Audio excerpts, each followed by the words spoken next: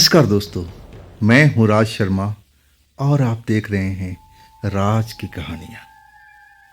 दोस्तों, आज जो कहानी मैं आपको बताने जा रहा हूं ना, ये बृजमोहन तिवारी जो महाराष्ट्र के नागपुर में रहते हैं और उन्होंने ये कहानी मुझे शेयर किया है। इस कहानी के लिए तिवारी जी आपको बहुत बहुत धन्यवाद। तो शुरू करें आज की कहानी। दोस्तों, वो साल था आज़ादी के कुछ साल की बात का, लगभग 1951-52 का वो साल था जब ये घटना लोगों की नज़र में आई थी। ये जो घटना घटी थी ना, उस जगह का नाम है नागपुर। और नागपुर उस टाइम में इतना बड़ा नहीं हुआ करता था, छोटा सा एक शहर हुआ करता था। और उस शहर में एक सेठ रहा करते थे। उनकी एक बड़ी सी हवेली थी और उस हवेली में अब तरह तरह के जो सुख का सामान थे वो मौजूद थे, क्योंकि वो सेठ थे। अब उनके परिवार भी था। परिवार में उनकी एक बड़ी बेटी थी जिसका नाम था नंदिनी। नंदिनी अब स्कूल में पढ़ा करती थी, जवान थी, स्कूल जाया करती थी। और उस टाइम में ना तो कोई कार तो थे लेकिन बहुत कम थे, अंग्रेजों के ज़माने के बाद में ये जो कहानी है। लेकिन ये सेठ के पास में कार ना होकर के घोड़ा गाड़ी थी। दो दो घोड़ा गाड़ी उनके अब हवेली में अब रहती थी। और एक घोड़ा गाड़ी का अब इस्तेमाल अब करते थे जिनका नाम था बाबूलाल। वो एक तरह से उस घोड़ा गाड़ी का ड्राइवर थे, यानी कुचवान थे। और उस घोड़ा गाड़ी से ही नंदिनी को और उनके भाई को, छोटे भाई को, वो लेके जाते थे। अब स्कूल में छोड़ के आते थे नंदिनी को, उनके भाई को। अब फिर जब स्कूल का वक्त हो जाता था, पढ़ाई का ख़त्म होने का, तब बाबूलाल जी फिर दोबारा से नंदिनी को लेने के जाते थे। धीरे धीरे नंदिनी और बड़ी होती गई और बाबूलाल जी भी अब नंदिनी को परवाह करते थे कि समय से स्कूल ले जाया जाए, स्कूल से लेकर के आया जाए। अब बाबूलाल का एक लड़का जो नंदिनी से थोड़ा सा बड़ा था, उसका नाम था नंदू। धीरे धीरे वो भी अब जवान हो चुका था। और आखिरकार अब जो बाबूलाल थे ना कि लड़का जवान हो गया है, अब चलो इन्हीं सेठ से कहते हैं कि कोई काम धंधा नौकरी कोई दे दे। अब थोड़ा बहुत जो नंदू थे पढ़े थे, लेकिन बाप उनका गरीब था, बाबूलाल जो थे गरीब थे। अब वो पढ़ा नहीं सके अपने बेटे को, नंदू को। तो उन्होंने सोचा कि सेठ के आगे जाते हैं, हाथ पैर जोड़ते हैं कि कहीं हमारा भला कर दे, नंदू का कोई नौकरी दे दे। सेठ मान गया। अब कहने लगा कि बाबूलाल जी, आप घोड़ा गाड़ी चलाते हो तो क्यों ना आपका बेटा भी घोड़ा गाड़ी चलाए, इसको ट्रेनिंग दो, सिखाओ। और हमारे पास तो दूसरी बग्घी भी है, अब उसको आप रेडी करो और आपका भी काम हल्का हो जाएगा। अब हमें भी कहीं आना जाना होता है तो फिर हमें सोचना पड़ता है कि बिटिया की स्कूल जाए या फिर हम कहीं बाहर निकले। अब सेठ का भी कहना बिल्कुल वाजिब था। अब नौकरी तो नंदू की लग चुकी थी उसी हवेली में। और बाबूलाल जी जो थे ना, अब नंदू के अपने पास बिठा करके कोचवानी का काम अब सिखाने लगे। नंदिनी को स्कूल ले जाते थे, उसके भाई को भी स्कूल छोड़ते थे। और फिर अब जब घर आने का टाइम होता था तो फिर बाबूलाल जी भी अब साथ में एक तरह से नंदू को रखने लगे थे। हर बारीकियां अब उसको कुचवानी का सिखाने लगे।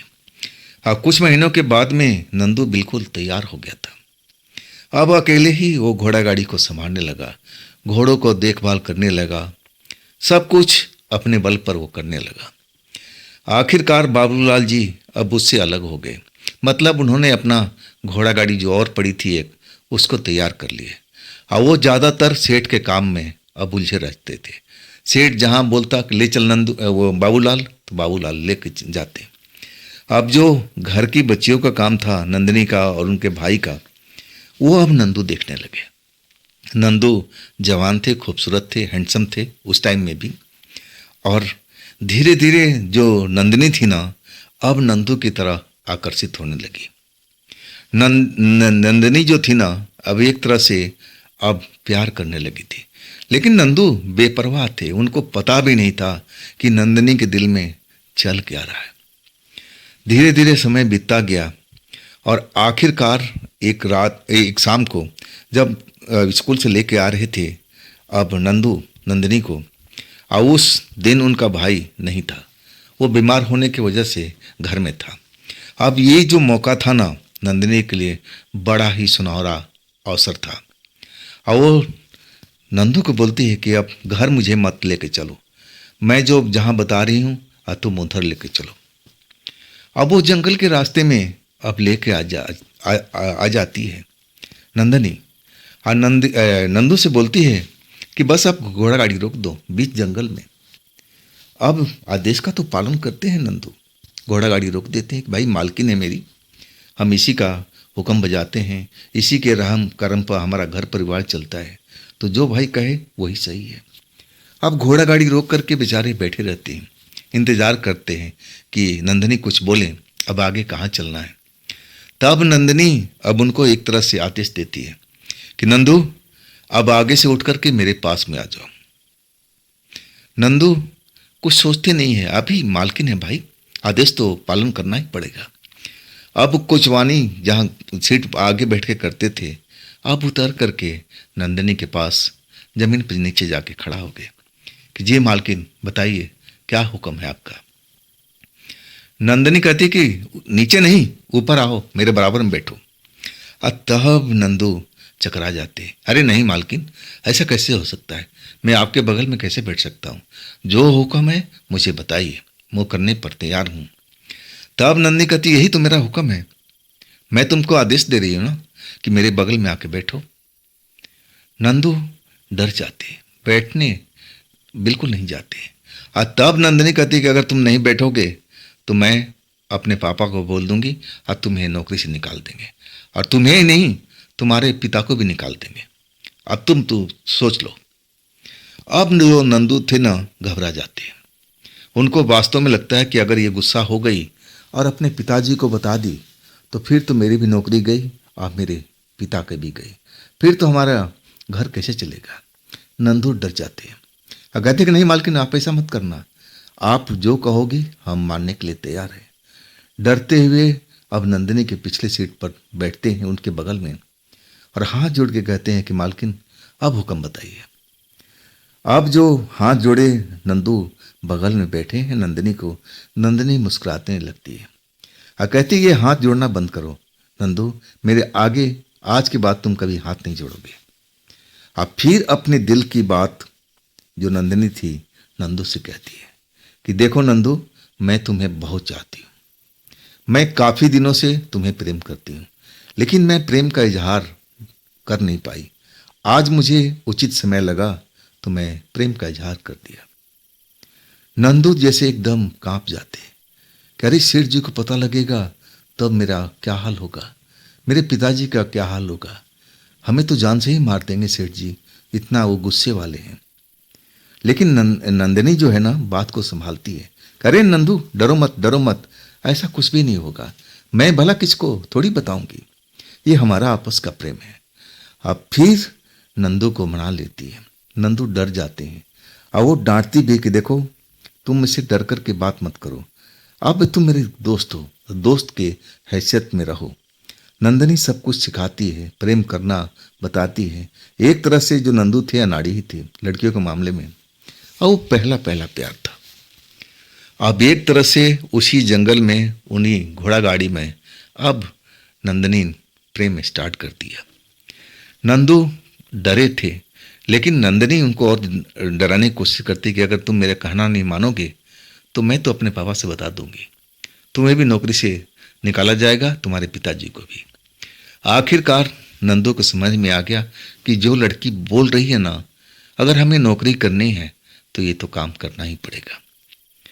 आखिरकार प्यार सक्सेस हो जाता है, दोनों लोग जी भर के एक दूसरे से प्यार करते हैं, और इसमें ज़्यादा रोल तो नंदिनी का है। फिर घोड़ा गाड़ी को अब लेके अपना हवेली पहुंचते हैं रोज की तरह। अगले दिन अब फिर कभी मौका मिलता है तो नंदिनी ऐसे ही करती है, और कभी कभी तो भाई भी रहता है, तो इस वजह से बात बन नहीं पाती है। लेकिन अब नंदनी का स्कूल अलग हो चुका था और उनके भाई का स्कूल अलग हो चुका था। अब जो बाबूलाल थे ना, अब नंदनी के भाई को अब ले आने का छोड़ने का काम करने लगे, और जो नंदू थे ना, अब नंदनी का सेवा करने लगे थे। अब तो मौका ही मौका अब मिलने लगा था। अब जब शाम को स्कूल से आते और कहीं न कहीं अपना जंगल के अंदर बग्गी खड़ा करते, और फिर दोनों प्रेमी एक दूसरे से प्यार करने लगते। और इस तरह चलता रहा। महीना, 2 महीना, 3 महीना, और फिर 5 महीना से ऊपर हो चुका था। दोनों प्रेमी खुश थे। अब ये बात वो दोनों ही लोग जानते थे, या तो नंदनी या फिर नंदू। तीसरा व्यक्ति अब उनके प्रेम के बारे में जरा भी कोई अब हवा तक नहीं लगने देते थे ये लोग। और ऐसा ही चल रहा था। 5 महीना बीत चुका था।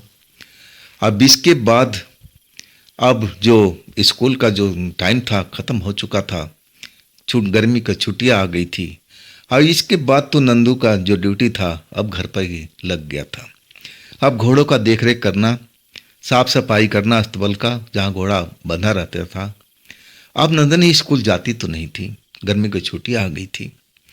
अब उसको मौका मिलता ही नहीं था कि नंदू से बात करें, क्या करें नहीं करें। आखिरकार अब नंदनी ने एक रास्ता निकाल लिया।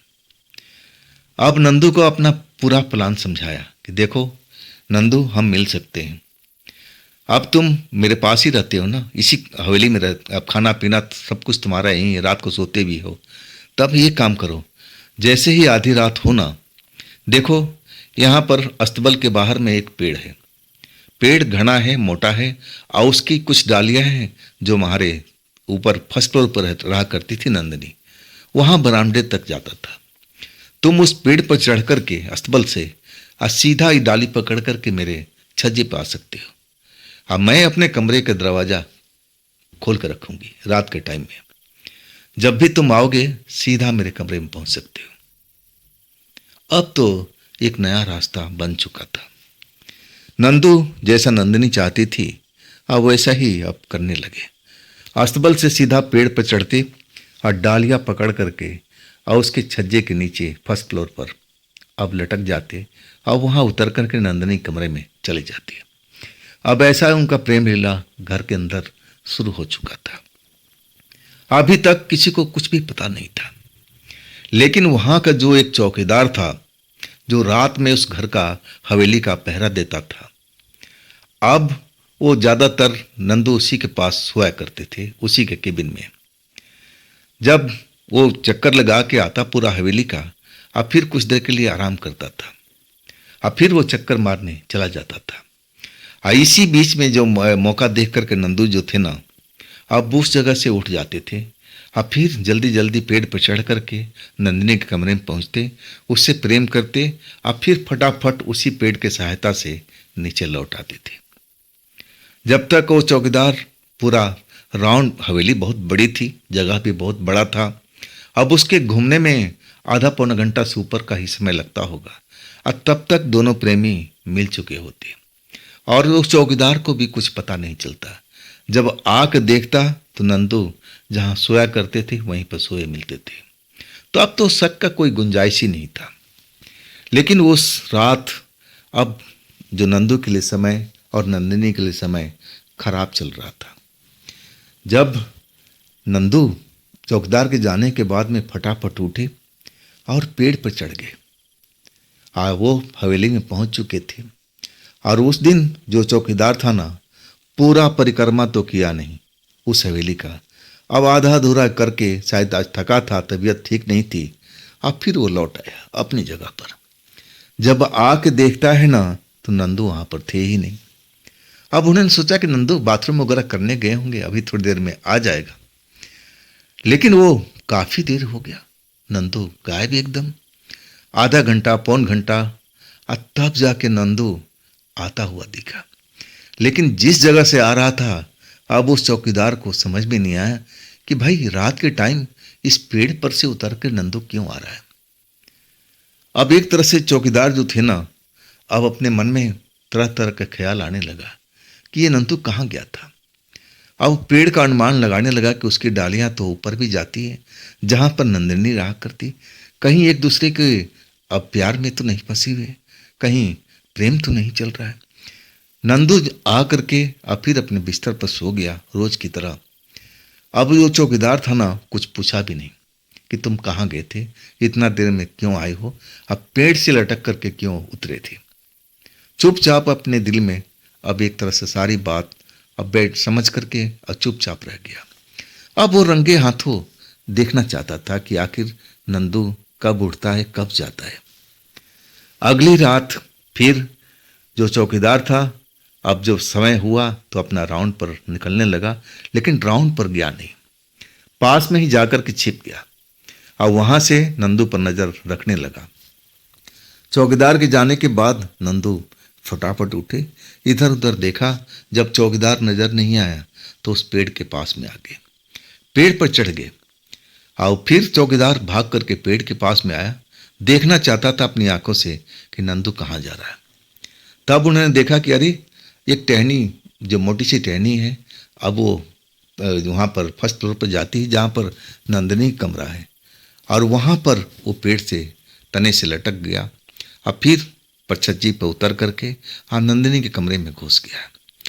अब तो पूरा हाल चौकीदार ने देख लिया था। अब उसके अंदर ये जो अब बात आ गई थी, अब अपने आप को संभाल नहीं पा रहा था। उसको लगने लगा कि ये बात अपने सेठ को बताऊंगा ना तो सेठ तो मुझे बख्शिश देगा, इनाम देगा, ऐसा ही मैं तो काम किया हूँ। लेकिन उस टाइम में सेठ कहीं बाहर के दौरे पर थे, हफ्ता भर तो आए नहीं। इस बीच अब जो नंदू का प्रेम, नंदिनी का प्रेम लगातार चल रहा था। सेठ जब लौटे ना तो 2 दिन तक तो और चौकीदार को मौका ही नहीं मिला, क्योंकि नाइट ड्यूटी करने के बाद मैं सुबह अपने घर पर चला जाता था, रात में सोना भी था, और दिन में आता तो सेठ जी के पास में बहुत सारे लोग बैठे रहते थे।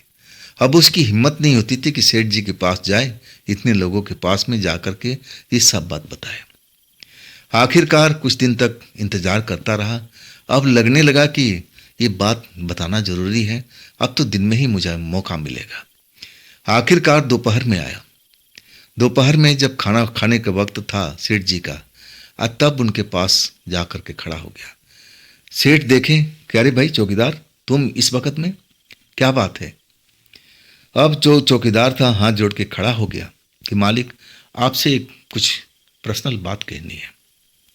तब सेठ बोले कि हाँ हाँ बोलो, कोई भी बात हो, यहाँ सब अपने हैं, कोई पराये तो नहीं है। लेकिन चौकीदार कहने लगे नहीं मालिक, मुझे आपसे अकेले में बात करना है, ऐसा ही कुछ मामला है जो मैं अकेले में आपको बताना चाहता हूँ, इन लोगों के बीच में नहीं। तब सेठ सबको कहता है कि भाई आप लोग बाहर जाओ, मुझे कुछ अब बात सुननी है इस बंदे की, और वो अकेले में ही बताना चाहता है, तो आप लोग जाओ। अब वहाँ पर जो भी लोग उनके सेठ के बैठे हुए थे सब चले जाते हैं। उस जगह पर बस चौकीदार और सेठ सारी बात जो देखा था अपनी आंखों से सब वो सेठ को बताता है।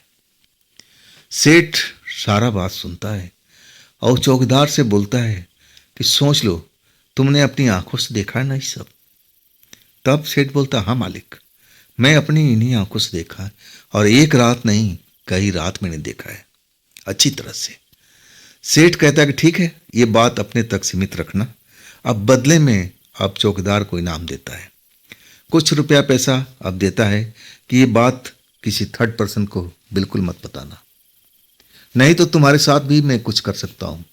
सेठ नाराज हो गए थे, मन में क्रोधित थे कि हमारा घर का नौकर नंदू जो कोचवानी करता था, अब हमारे पत्नी का वो बिटिया का अब एक तरह से पति बनने का कोशिश कर रहा है, प्रेम कर रहा है उससे। सेठ बहुत नाराज हो चुके थे और आखिरकार अपने मन में तरह तरह का प्लान बनाने लगे कि कैसे नंदू को अलग किया जाए, नंदिनी से अलग किया जाए, हटाया जाए। डायरेक्ट तो बात कर नहीं सकते थे क्योंकि नंदिनी पढ़ी लिखी थी, अब तो बालिग हो चुकी थी। सेठ भी जानते थे कि डायरेक्ट बोलना ठीक नहीं है, मामला और बिगड़ सकता है। अब ऐसा कोई रास्ता ढूंढने लगे जिससे सांप में मर जाए और लाठी भी ना टूटे। लेकिन समझ में नहीं आ रहा था कि करे तो क्या करे। नंदू को कैसे अब यहाँ से हटाया जाए ताकि नंदू कभी लौट करके हवेली में वापस न आए, ना नंदिनी से दोबारा मिले। आखिरकार उनके अब बाहर का दौरा होता था। बाहर जब गए दूसरे प्रदेश में, तब अब उनको अब ये बात किसी को बताई और उसने वो मदद करने का कह दिया कि मैं आपका ये काम में मदद कर सकता हूँ, मेरे पास में कुछ ऐसे लोग हैं जो ये काम को आसानी से कर सकते हैं, लेकिन बदले में अब पैसा लगेगा। सेठ तैयार हो गए, पैसे की कमी तो थी नहीं, मुँहमांगी पैसा अब देने के तैयार हो गए। आखिरकार दूसरे प्रदेश से अब 2 लोग हायर किए सेठ ने नंदू को एक तरह से ख़त्म करने के लिए, और ले आ करके अब नंदू का चेहरा भी दिखा दिया था कि ये लड़का है, अस्तबल में रहता है, कोचवानी का काम करता है, और इसको रास्ते से हटाना है। और इसके बाद शकल दिखाने के बाद अब सेठ अब एक तरह से निश्चित हो गए थे, जानते थे कि सब काम अब ये लोग कर लेंगे, भाड़े के जो गुंडा हैं वो सब काम कर लेंगे। अब वो गुंडा अपने मौके की तलाश में रहते हैं। अब कुछ दिन के बाद अपने शहर से वापस आ जाते हैं और इस हवेली के आसपास अब मंडराने लगते हैं रात के वक्त में, पूरी तैयारी के साथ में। अब उनको अस्तबल भी पता था और वो पेड़ भी पता था जहाँ से रात में नंदू अब वो नंदिनी के कमरे में जाता था। अब उसी पेड़ के पास में उन्होंने एक तरह से अपना अड्डा रात में अब लगा लिया था। दोनों लोग शक्तिशाली थे, पहलवान की तरह। आज जैसे ही नंदू रात को नंदिनी से मिलने के लिए जा रहा था, आधी रात का वक्त, जब चौकीदार उठ करके राउंड लेने चला गया, तब नंदू भाग करके पेड़ के पास में आता है, लेकिन घात लगाए 2 गुंडे वहाँ पर सेठ के जो दूसरे प्रदेश से आए थे, और वो नंदू को दबोच लेते हैं। उसको बोलने का, चिल्लाने का मौका भी नहीं देते, उसकी गला को दबा करके अब वहीं ख़त्म कर देते हैं, और बिल्कुल एक तरह से अब उसको मार देते हैं। चोट भी उसको लगती है, सर उसका फट जाता है जहाँ से ब्लडिंग शुरू हो जाती है। अब फिर लाश को अब थोड़ी दूर हवेली के बाहर खेतों में, जहाँ जंगली एरिया था, एक पेड़ के पास गड्ढा खोद करके दफना देते हैं। इसके बाद उनका काम खत्म हो जाता है। और उधर जो नंदिनी है ना, अब सारी रात अपनी प्रेमी का इंतजार करती रहती है कि नंदू अभी तक आया नहीं, इतना रात हो गया, इतना रात हो गया। सो नहीं पाती है वो, नंदू की याद में बैठी रहती है। लेकिन नंदू कैसे आए? अब तो वो जमीन के अंदर सो रहा है, अब कैसे आएगा? सुबह होता है, नंदिनी बेचैन हो जाती है और फिर अस्तबल की तरफ जाती है ताकि नंदू को देख सके, उससे पूछ सके कि तुम रात में क्यों नहीं आए। लेकिन वहाँ जाते हैं तो सब कुछ सेठ ने पहले ही सब कुछ बात को अब बना रखा था। अब नंदिनी को ऐसा अब वहाँ पर नंदू दिखाई नहीं दिया, तो अब पूछे तो किससे पूछे कि नंदू कहाँ गया है? जरूर शक हो जाता। नंदिनी अब लौट के अपने कमरे में आ जाती है। अब फिर मन ही मन नंदू को याद करने लगती है। और उधर जो बाबूलाल थे ना, जब नंदू को नहीं पाते हैं तो वो भी बेचैन हो जाते हैं, अपने घर में जाते हैं। अब वहाँ भी तलाश करते हैं, उसके यार दोस्तों से मिलते हैं और कोई नहीं बताता कि नंदू कहाँ गया है। नंदू को गायब हुए कई दिन हो गए हैं और बाबूलाल, उनके जो पिता है, ढूंढते रहते हैं नंदू को। आखिरकार सेठ के पास में आते हैं और सेठ से अपने बेटे के बारे में पूछते हैं कि मालिक, उस रात से नंदू अचानक गायब हो गया। और तब तो सेठ ने सब कुछ प्रोग्राम बना रखा था। अब फिर वही चौकीदार जो सब कुछ बताया था, अब सेठ ने उसको रटा रटाया एक जवाब बता दिया था कि जब मैं पूछूं तो तुम यही जवाब देना। अब वो चौकीदार को बुलाते हैं बाबूलाल के सामने में सेठ। अरे चौकीदार, तुम्हारे साथ में ही वो लड़का सोता था ना नंदू, तो तुम्हें पता होना चाहिए कि कहाँ क्या है वो। तब चौकीदार फराटे से बोलने लगा कि मालिक क्या बताऊं, बताते हुए भी शर्म लगती है। वो लड़का था ना, थोड़ा अलग किस्म का था। उसकी एक लड़की से दोस्ती थी। अब मैं कई रात को देखा हूँ, अपने बिस्तर से गायब हो जाता था और दरवाज़ा खोल करके बाहर निकल जाता था, और वो एक लड़की से जा कर के मिलता था एक पेड़ के पास में। मैं उसको कई बार देखा था, जरूर उसी लड़की के साथ कहीं भाग गया होगा, मुझे तो इतना ही लग रहा है। वो दोनों एक दूसरे से बहुत प्यार करते थे। अब बाबूलाल जो सुने ना सन्न रह गए, क्योंकि वो जानते थे कि उनका लड़का नंदू ऐसा है नहीं। और सेठ भी अब उसी का सब कुछ प्लान था। वो भी अब कहने लगा कि हाँ बाबूलाल, देखो ये चौकीदार भी बोल रहा है तो जरूर इसने देखा होगा। अब तो मान के चलो कि लड़का तुम्हारे हाथ से निकल गया है। वो लड़की को लेकर के शहर छोड़ करके भाग गया होगा। अब बाबूलाल को संतोष करना पड़ा कि चलो लड़का तो जिंदा है ना, अब लड़की के साथ भागा है, कभी न कभी तो लौट करके जरूर आएगा। अब अपना दिल को तसल्ली देने लगे कि चलो भागा ही है ना, जिंदा तो है ना, अब कभी न कभी तो जरूर लौट के आएगा। और उधर नंदनी को इस सब बात को पता चला, जो अब वो हवेली में अफवाह फैल गई। नंदिनी को विश्वास ही नहीं हुआ कि ऐसा मेरा नंदू कर ही नहीं सकता है, वो मेरे अलावा किसी से मिल ही नहीं सकता है, ये जरूर अफवाह है। अब नंदिनी इस सोच में बीमार पड़ गई। अब स्कूल तो वैसे ही गर्मी की छुट्टियां था 2 महीने का, और उसी बीच में सारा ही खेल हो चुका था। नंदिनी बीमार पड़ गई और एक तरह से अब नंदू को याद करने लगे। बुखार आ चुका था और वैद्य जी आकर के दवा दे गए थे। अब कहने लगे कि बेटा तुम ज़्यादा मत सोचो, अब तुम आराम करना चाहिए। लेकिन नंदिनी अपने प्रेमी को नंदू को याद कर रही थी।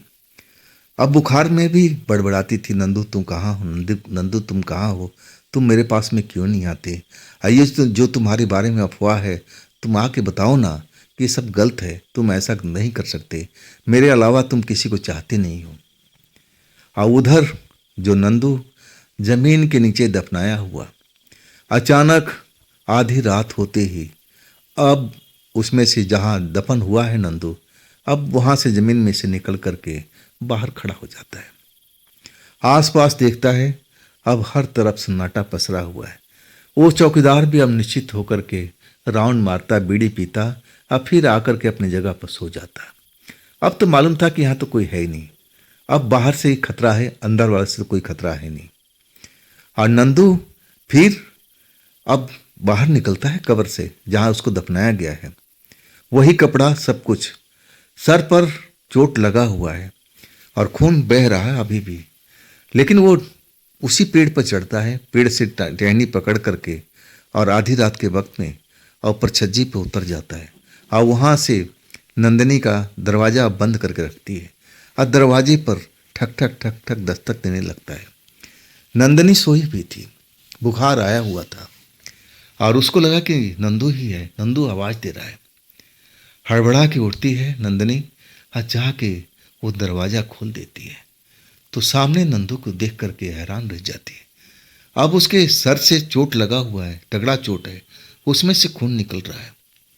नंदिनी ये सब देख करके चौंक जाती है, नंदू ये सब क्या हुआ।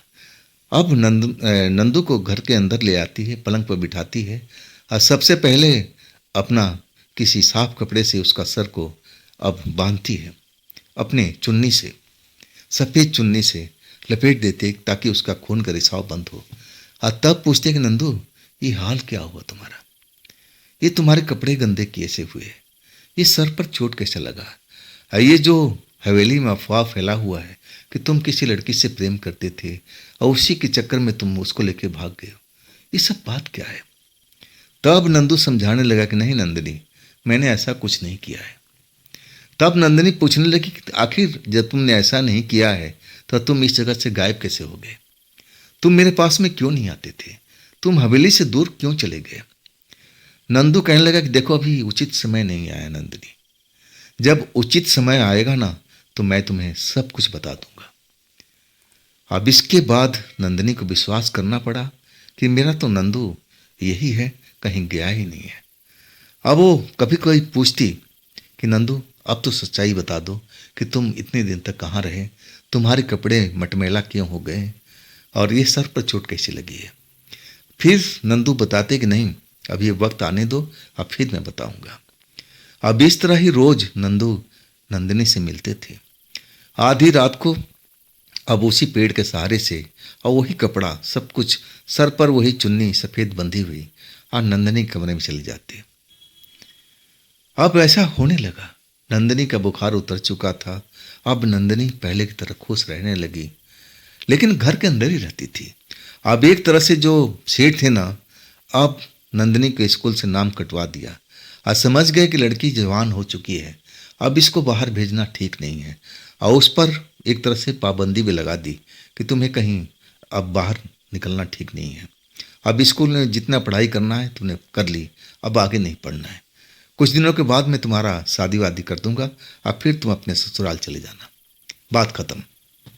लेकिन इधर नंदिनी जो थी नंदू के प्रेम में अभी भी थी, और उसको पता नहीं कि नंदू मर चुका है।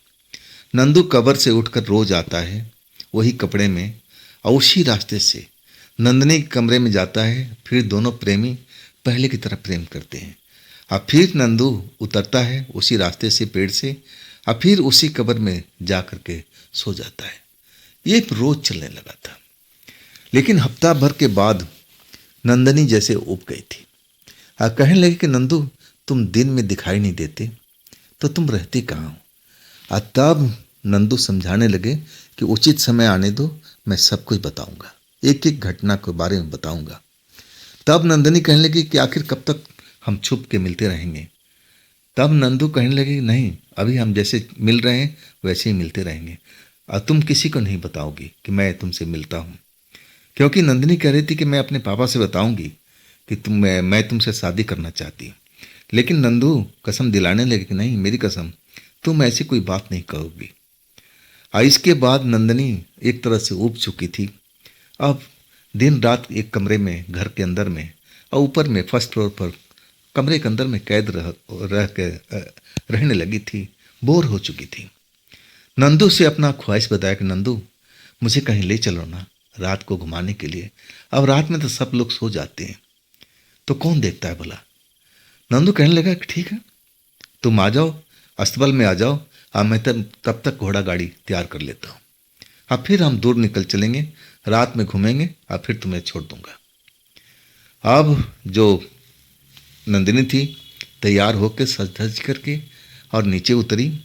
अब रात में कौन रखवाली करता भाई, अपना जानते हैं कि नंदिनी कहीं आने जाने वाली तो है नहीं। पिता भी आराम से अपना सो रहे हैं। इधर नंदिनी दरवाज़ा खोल कर के बाहर अस्तबल में पहुंची, और तब तक नंदू वहाँ पर अपना दो घोड़ा को अब जोत चुके थे। और नंदिनी बैठ जाती है, और घोड़ा गाड़ी लेकर के नंदू अब हवेली से बाहर निकल जाते हैं। रात भर घूमते हैं, जहाँ नंदिनी कहती है हर तरफ उसको घुमाते हैं। और फिर सुबह होने से पहले घोड़ा गाड़ी लेकर गेट में आ जाते हैं, अस्तबल में घोड़ा बांध देते हैं, और जो घोड़ा गाड़ी अपना जगह पर रख देते हैं। अब ऐसा 2-4 रात होने लगा, और वो जो चौकीदार था ना, अब उसके नज़र में आ गया था कि भाई घोड़ा गाड़ी रात में इस जगह से गायब क्यों हो जाती है, जो नंदू चलाया करता था। और वो घोड़ा भी 2 नज़र नहीं आती रात में, जब वो चक्कर मारने आता है। फिर उसने अपना जाल बिछाया कि ये सब कैसे होता है। आखिरकार आधी रात को वो देखता है कि दोनों घोड़ा जो है ना अपने आप चल कर के आ रहे हैं, और वो घोड़ा गाड़ी में जैसे अपने आप ही जुट जाते हैं। सब जादू की तरह हो रहा है। और घोड़ा गाड़ी अब आकर के नंदिनी के गेट पर, हवेली के गेट पर जाके अपने आप खड़ी हो जाती है। और नंदिनी अब अपने कमरे से फर्स्ट फ्लोर से उतरती है और नीचे आती है, और घोड़ा गाड़ी में बैठ जाती है। अब फिर बड़ा सा गेट अपने आप खुल जाता है, और घोड़ा गाड़ी बिना कोचवान का बाहर निकल जाती है। अब तो जो चौकीदार था ना, उसका होश खराब। उसको समझ में नहीं आ रहा कि मेरी आंखों के आगे ये सब क्या हो रहा है, क्या हो रहा है। ये सब डर जाता है कि बिना कोचवान का घोड़ा गाड़ी चल कैसे रही है, कौन चला रहा है इसको। अब एक रात हुआ, दूसरी रात भी ऐसा हुआ, तीसरी रात ऐसा हुआ। चौकीदार का तो हालत खराब हो गई। उसके लगने लगा कि ये मामूली बात नहीं है। नंदिनी फिर निकल के अब घोड़ा गाड़ी में बैठ रही है, अब फिर बाहर जा रही है। ये बात को सेठ को बताना चाहिए। और आखिरकार अब दिन के टाइम जाता है सेठ को, सब बात बताता है। सेठ को विश्वास नहीं होता है, ये कैसे बता रहा है, ये कैसे हो सकता है, घोड़ा गाड़ी अपने आप कैसे चल सकती है। सेठ भी रात को अब रखवाली करता है नंदिनी का। नंदिनी आधी रात होती ही सज धज करके नीचे उतरती है, और घोड़ा गाड़ी उसके दरवाजे पर आके खड़ा हो जाता है। घोड़ा गाड़ी के अंदर बैठ जाती है। और घोड़ा गाड़ी अब मेन गेट पर पहुंचता है, वहां रुक जाता है। अब फिर कुछ देर के बाद बड़ा सा गेट खुल जाता है। घोड़ा गाड़ी फिर बाहर निकल जाती है, फिर गेट भी बंद हो जाता है। अब ये देख करके सेठ चकरा गया था कि ये सब क्या हो रहा है, ये घोड़ा गाड़ी अपने आप कैसी चल रही है, गेट कौन खोल रहा है। अब सेठ के पास में इसका कोई जवाब नहीं। और वो थी पूर्णवासी की रात। अब नंदू नंदिनी को घुमा करके अब फिर एक जगह पर तांगा रोक देता है। अब फिर नंदिनी की तरफ कहता है कि नंदिनी, तुम पूछना चाहती थी ना कि मेरे साथ में क्या हुआ है। आज मैं अब सही वक्त आ चुका है। अब मुझे अब इस जगह से अब जाना भी है, मेरा वक्त अब आ चुका है। नंदिनी हड़बड़ा जाती है कि नंदू, ये सब तुम क्या बोल रहे हो, कहाँ जाओगे मुझे छोड़ करके। और तब नंदिनी कहते कि नंदू कहते हैं कि नंदिनी, मेरी बात को ध्यान से सुनो। अब फिर एक एक करके सारी बात वो बताते हैं कि तुम्हारे पिता ने ही मेरी मर्डर करवाया है, 2 भाड़े का गुंडा ले करके अब मेरे साथ में ऐसा किया है। अगर तुम्हें विश्वास नहीं है तो उस पेड़ के पास में, वो बताते हैं कि इस पेड़ के पास में जाओ और वहाँ गड्ढा खुदवाओ, मेरी लाश अभी भी मिल जाएगी।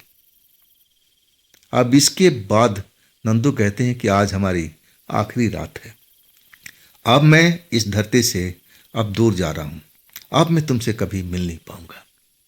अब मैं सोचा कि ये बात तुम्हें बता के जाना चाहिए। अब इसके बाद नंदिनी एकदम सन्न सी रह जाती है। अब घोड़ा गाड़ी लेकर के नंदू फिर हवेली में आ जाते हैं। अब नंदिनी को उतारते हैं कि नंदिनी, अब जाओ अपने घर में, इस वक्त में बाहर रहना नहीं है।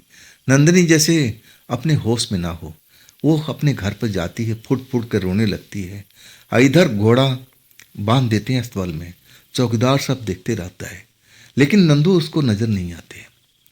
नंदू खुश देखते हैं और मजा लेते हैं, मुस्कुराते हैं कि चलो अब जो होगा आगे सब देखा जाएगा। आप फिर घोड़ा गाड़ी को अपने स्थान पर रखते हैं। आप फिर नंदू उसी पेड़ के पास चले जाते हैं, उस कब्र में जहाँ पर उनको दफनाया गया है। और इसके बाद एक तरह से हवा में गायब हो जाते हैं। दुनिया से उनको, इस संसार से उनको मुक्ति मिल चुकी है। और उधर जो नंदिनी है ना, रात दिन रोती रहती है नंदू की याद में। अब अपने पिता पर बहुत गुस्सा आता है। आखिरकार एक चिट्ठी लिख करके और फिर अपने एक दासी को दे देती है कि पास के थाना में जाओ और ये चिट्ठी दे देना, कि बोल देना कि सेठ की बेटी ने दिया है, और इसमें एक एक बात जो लिखी हुई है उस पर कार्रवाई करें। अगर नहीं करते हैं तो दूसरा चिट्ठी कमिश्नर के पास में, जो बड़ा अफसर है उसके पास में जाएगा।